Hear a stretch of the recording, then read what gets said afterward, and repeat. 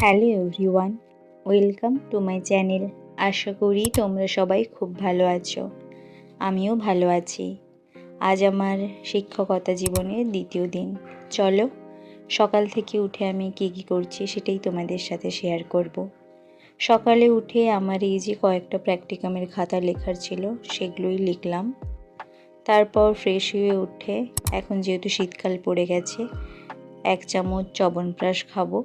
এখন বাড়িতে আছি, মা বাবার জন্য এই চ্যবনপ্রাশটা কিনে রেখে গিয়েছিলাম, তো সেখান থেকেই 1 চামচ চ্যবনপ্রাশ নিয়ে খাচ্ছি।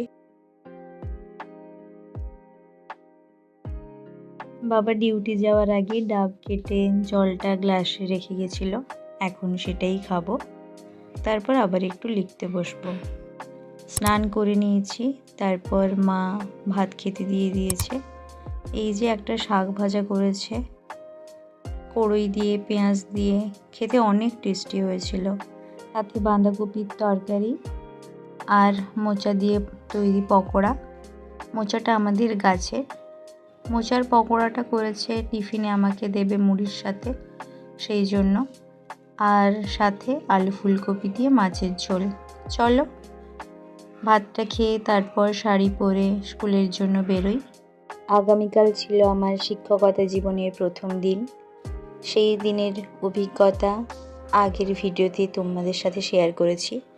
যারা এখনও সেই ভিডিওটা দেখোনি তারা চাইলে আমার চ্যানেলে গিয়ে আগের দিনের ভিডিওটা দেখে আসতে পারো। চলো এখন আমি তাড়াতাড়ি করে খেয়ে রেডি হই।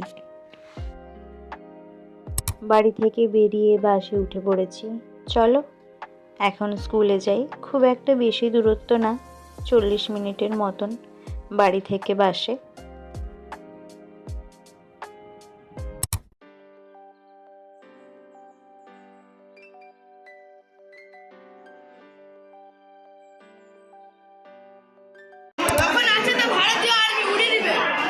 এদের সাথে পড়াশুনো বাদ দিয়ে আর যত রকমের গল্প পারো তুমি করতে পারো, কিন্তু পড়াশুনোটা বাদ দিয়ে।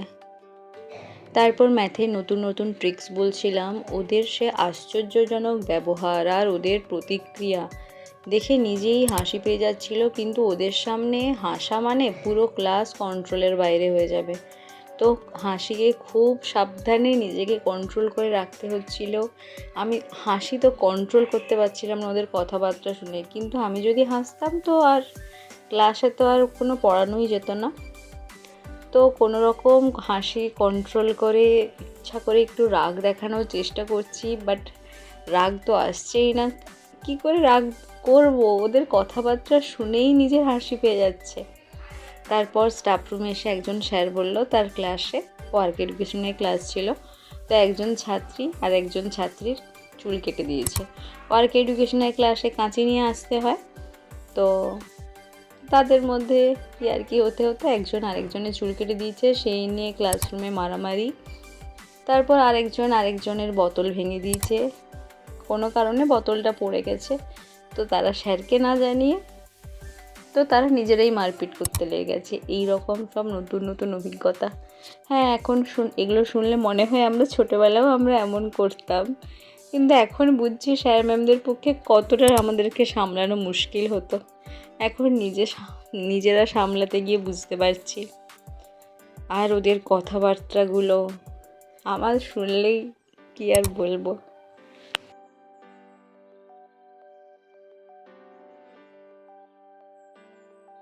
আজ আর বাড়ি যাব না, মেদিনীপুর যাব। এখন এই যে বন্ধুর সাথে মেছাদা স্টেশনে বসে টিফিন করছি।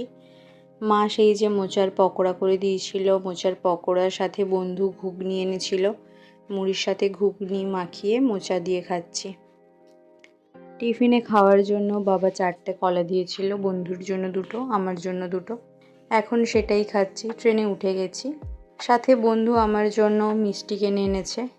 জেঠু আমার জন্য মিষ্টি কিনে পাঠিয়েছে। জেঠু বলতে বন্ধুর বাবা। আমি জানি না, আমি বলিও নি কখনো যে আমি মিষ্টি খেতে পছন্দ করি। কোথা থেকে বুঝেছে বা জেনেছে আমি জানি না, তো আমাকে প্রত্যেকবার এমন করে মিষ্টি পাঠায়। মিষ্টিগুলো বন্ধুর সাথে ভাগ করেই খেয়েছি।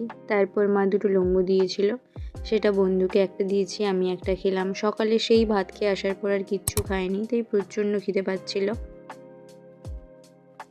কিছুক্ষণ আগেই মেসে চলে এসেছি, এসে আর তেমন করে কিছু খেতে ইচ্ছা করেনি।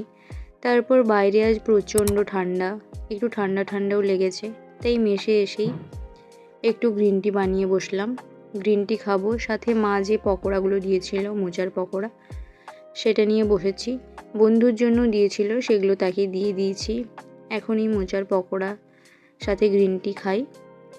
চলো, আজকের মতো ভিডিওটা এখানেই এন্ড করছি।